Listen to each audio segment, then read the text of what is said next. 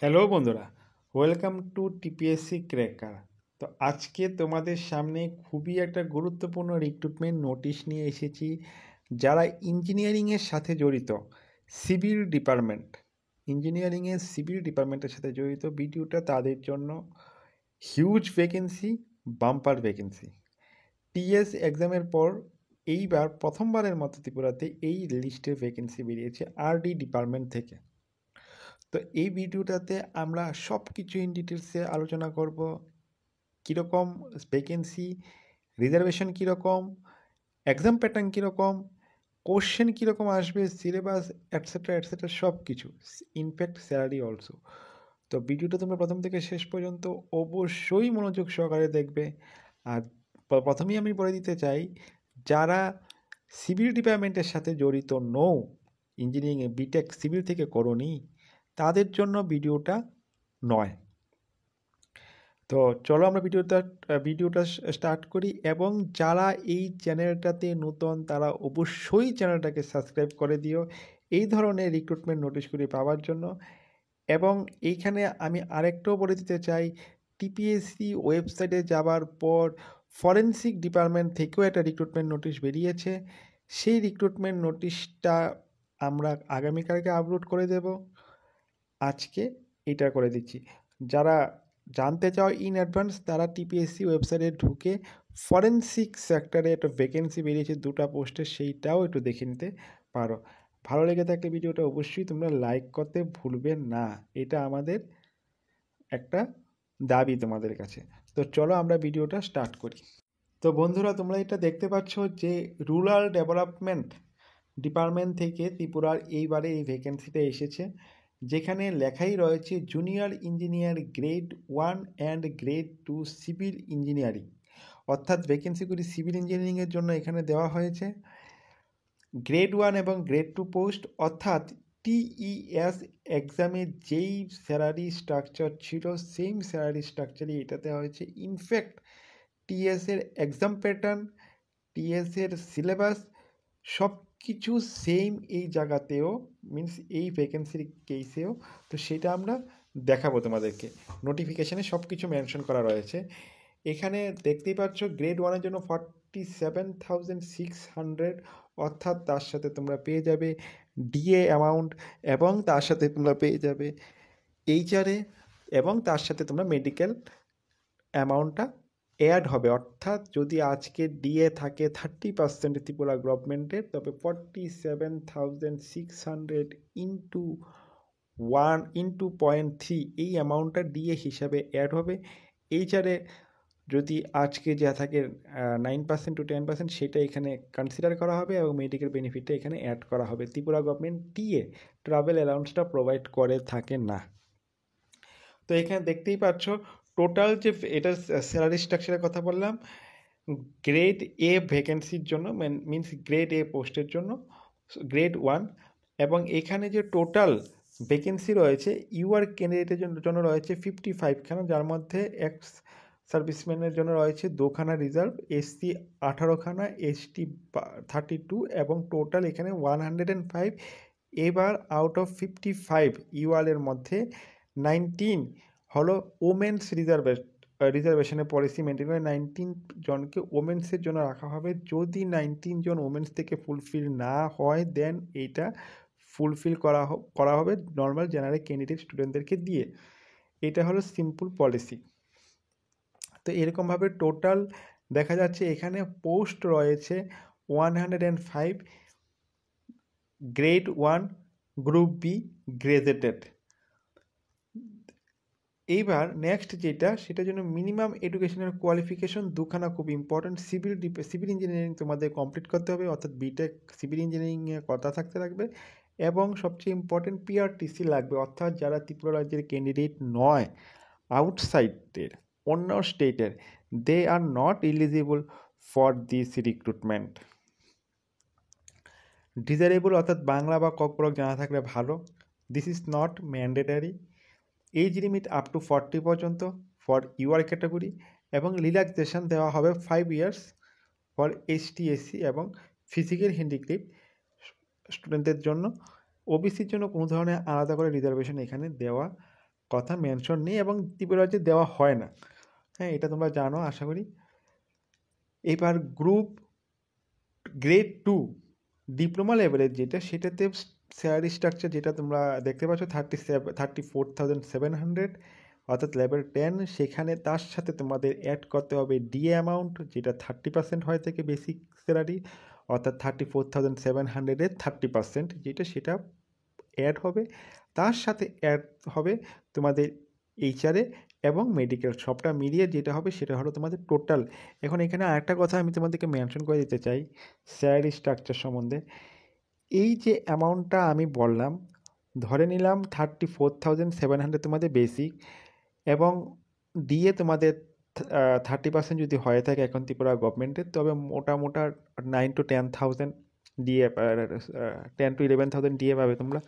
এবং এইচআরে যদি নাকি 3,000-4,000 মতো পেয়ে থাকো, তবে এবং মেডিকেল যদি নাকি এখানে 500 মতো তোমাদের অ্যাড করা হয়ে থাকে, টোটাল তোমাদের যদি এরকম হয়ে থাকে, এগুলি যোগ করার পর, ক্যালকুলেট তোমরা করে নিও, আমি ক্যালকুলেটটা করিনি, যদি তোমাদের টোটাল এখানে হয়ে থাকে অ্যারাউন্ড 50,000, দেন এই 50,000-এর 10% এনপিএসএফ ফান্ডে কেটে নেওয়া হবে, আর সাথে ট্যাক্স ডিডাকশান করে কিছু কাটা হয়, তারপর দিয়ে যেটা আসে সেটা তোমরা ইন হ্যান্ড হিসাবে পেয়ে যাবে। এখন এখানে আরেকটা কথা আমরা বলতে চাই যে ত্রিপুরা গভর্নমেন্টের according to new law, government যদি নাকি 10% তোমাদের এনপিএস ফান্ডে কাটে, 14% গভর্নমেন্ট আলাদা করে পে করে। অর্থাৎ তোমাদের স্যালারি যদি নাকি 50,000, যেগুলি অ্যাড করে আমি বললাম এখন, এগুলি মিলিয়ে যদি নাকি 50,000 হয়ে থাকে, গভর্নমেন্ট এবারে বেসিক প্লাস ডি এর উপর, অর্থাৎ 34,700 প্লাস ডি এ যদি নাকি 10,000 হয়ে থাকে, তবে 44,700-এর 14% গভর্নমেন্ট তোমাদেরকে এনপিএস ফান্ডে দিয়ে থাকে। অর্থাৎ 44,000 যদি হয়ে থাকে তোমাদের ডিএ এবং বেসিক মিলিয়ে, তার 14% যেটা হয় সেটা কিন্তু এনপিএস অ্যাকাউন্টে তোমাদের কনসিডার করা হয় এবং এখানে অ্যাড হতে থাকে। অর্থাৎ তোমাদের ওভারঅল স্যালারি তবে 50,000 না, 55,000, 56,000 গিয়ে পৌঁছাবে। ওই অ্যামাউন্টটা কিন্তু কনসিডারেবল, যদিও তোমরা হাতে পেয়ে থাকবে 46,000-7,000-এর মতো। বাকি অ্যামাউন্টটা এনপিএস ফান্ডে জমা হবে, আর কিছু ট্যাক্স হিসাবে পি ট্যাক্স 208 রুপিস এরকম কিছু ট্যাক্স কাটা হয়ে থাকে। তো আশা করি তোমাদের স্যালারি সম্বন্ধিত যে একটা কোশ্চেন, যেটা টিএসের সময় আমাদেরকে জিজ্ঞাসা করা হয়েছে যে স্যালারি স্ট্রাকচারটা কীরকম অনেক কোশ্চেন এসেছে, সেটা আমি এখানে ক্লিয়ারলি মেনশন করে দিতে পেরেছি। এবং কনসিডারেবল সেম জিনিসটা হলো টিইএস এর জন্য, সেম ফর টিসিএস টিপিএস এর জন্য সেম জিনিসটাই ফলো আপ করা হয়ে থাকে। এখন টোটাল ভ্যাকেন্সি এখানে দেখতেই পাচ্ছ, ইউআর এর জন্য 48, এসটির জন্য 29, এসির জন্য 16, ওভারঅল 93, যার মধ্যে ওমেন্স রিজার্ভেশনটাকেও ওরা আলাদা করে মেনশন করে দিয়েছে। যদি বলা হয়ে থাকে এসেনশিয়াল কোয়ালিফিকেশন ডিপ্লোমা হতে হবে, দেখো এখানে খুব একটা ক্লিয়ারলি মেনশন করা হয়েছে, you need to qualify in diploma exam, অর্থাৎ those who are completed their BTech they are not eligible for this post. যাদের ডিপ্লোমা আছে তারাই একমাত্র দিতে পারবে। দেখো এখানে আরেকটা কথা আমি খুব ক্লিয়ারলি বলে দিই, যারা নূতন টিএস দাওনি, এটার জন্য তোমরা দেবে, তাদের জন্য আমি খুব একদম সুন্দর করে আমি একটা কথা বলে দিতে চাই যে যারা ডিপ্লোমা পাস করে আছো তারা এই গ্রেড 2 ভ্যাকেন্সির জন্য এলিজিবল। যারা ডিপ্লোমা এবং ডিগ্রি কমপ্লিট করেছো তারা গ্রেড 2 এবং গ্রেড 1 দুটোর জন্য এলিজিবল। যারা শুধুমাত্র বিটেক কমপ্লিট করেছো বা বিই করেছো তারা শুধুমাত্র গ্রেড 1-এর জন্য কনসিডার করা হবে, তারা কিন্তু গ্রেড 2 এর জন্য এলিজিবল নো। আশা করি কথাটা ক্লিয়ার হয়ে গেছে তোমাদের। পিআরটিসি লাগবে, অর্থাৎ বাইরের রাজ্যের কোনো স্টুডেন্ট এই এক্সামটার জন্য এলিজিবল না। বাকি সব কিছু এখানে খুব সিম্পলভাবে এখানে মেনশন করা হয়েছে। সরি হ্যাঁ, তারপর দিয়ে ফর্ম ফিল আপ কবে থেকে স্টার্ট হবে, ফর্ম ফিল আপ কতদিন পর্যন্ত চলবে, সব কিছু এই নোটিফিকেশানটাতে মেনশন করা হয়েছে। The last date of submission online application 21/3/2025, অর্থাৎ মার্চ মাস পর্যন্ত চলবে। অর্থাৎ মোটামোটা ধরতে পারো 2-3 মাস পর, 3 মাস, not 2 month, after 3 month exam তোমাদের প্রিলিমস এক্সাম হয়ে থাকবে। তো সিলেকশন প্রসেসে 3টা এক্সাম হয়ে থাকবে, একটা হলো প্রিলিমস, মেইনস, ইন্টারভিউ। প্রিলিমসটা হলো qualifying nature, final merit list তৈরি হবে মেইনস প্লাস ইন্টারভিউর উপর ডিপেন্ড করে। প্রিলিমস পরীক্ষায় 100 নম্বরের এমসিকিউ থাকবে, মাল্টিপল চয়েস টাইপের নেগেটিভ মার্কিং এটাতে থাকবে, এবং রিটেন টেস্ট মেইনসে এক্সাম সেটা 500 মার্কসের হবে, 100 মার্কসের এমসিকিউ থাকবে এবং 200 + 200 মার্কসের অরিজিনাল টেকনিক্যাল সাবজেক্ট অর্থাৎ সিভিল ডিপার্টমেন্ট থেকে হবে পার্ট 1 এবং পার্ট 2 হিসাবে। তো যদি আমরা প্রথমটা নিয়ে আলোচনা করি, যেটা হলো 100 মার্কস ফর প্রিলিমস এক্সাম, সেখানে তোমাদের ইংলিশ কম্পোজিশন থাকবে 10 মার্কসের, জেনারেল নলেজ থেকে আসবে তোমাদের 10 মার্কস, আর বাকি 80 মার্কস টেকনিক্যাল সাবজেক্ট থেকে আসবে। আর পার্ট বি যেটা, সেটা হলো রিটেন মেইনস এক্সাম, লিখিত এক্সাম, যেখানে তোমাদের সিভিল ইঞ্জিনিয়ারিংয়ে পেপার 1 পেপার 2 থেকে 200 + 200 মার্কস থাকবে, আর 100 মার্কস জেনারেল স্টাডিজের উপর থাকবে। ওই জেনারেল স্টাডিতে তোমাদের ম্যাথামেটিক্সও থাকবে, সরি নট ম্যাথামেটিক্স, অ্যামপ্লিটিউড থাকবে, রিজনিং থাকবে, ইংলিশ থাকবে, ইনফ্যাক্ট ত্রিপুরার নর্মাল জিকেও থাকবে। তো সবগুলি মিলিয়ে তোমাদের জেনারেল নলেজ, কারেন্ট অ্যাফেয়ার্সও থাকবে, হ্যাঁ, সবগুলি মিলিয়ে 100 মার্কসের হবে এমসিকিউ টাইপের। আর এইখানে যে বাকি 200 নাম্বার পার্ট 1 এবং পার্ট 2, সেখানে প্রথম 40 কোশ্চেনের মতো এমসিকিউ টাইপের থাকে, তারপর দিয়ে বড় কোশ্চেন থাকে 5 মার্ক, 6 মার্কস, 9 মার্কস এরকম, সরি 6 মার্কস 10 মার্কস এরকম করে আলাদা আলাদা মার্কস ডিস্ট্রিবিউশন থাকে। তো সেটা এক্স্যাক্টলি টিএসএ এক্সামটাকে এই প্যাটার্নটাকে ফলো করা হয়ে থাকবে।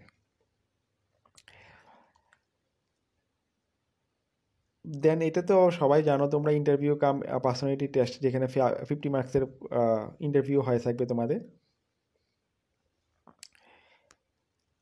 আর যদি এগুলি খুব নর্মাল জিনিস, 350 রুপিস হলো তোমাদের জেনারেল ক্যান্ডিডেটের জন্য, বাকিদের জন্য 250 রুপিস, অর্থাৎ এক্সাম ফি। 10 মিনিট আগে তোমাদেরকে, এটা অনেকেই মিস করে নেয়, 10 মিনিট আগে দরজা বন্ধ হয়ে যাবে। তো তোমরা চেষ্টা করবে সবাই প্রিলিমস হোক মেইনস হোক অ্যাটলিস্ট হাফ অ্যান আওয়ার্স আগে গিয়ে কলেজে, অর্থাৎ সেই যে এক্সাম সেন্টার আছে সেখানে পৌঁছে যাওয়ার। তো এইগুলি এখানে নর্মাল যা লেখা রয়েছে, এর বেশি এখানে কিছু এরকম নেই। এইটার নিচে দিয়ে যদি তোমরা স্ক্রল ডাউন করে আসো, তবে তোমরা এখানে পেয়ে যাবে তোমাদের সিলেবাসটা। আমি দেখিয়ে দিচ্ছি তোমাদেরকে।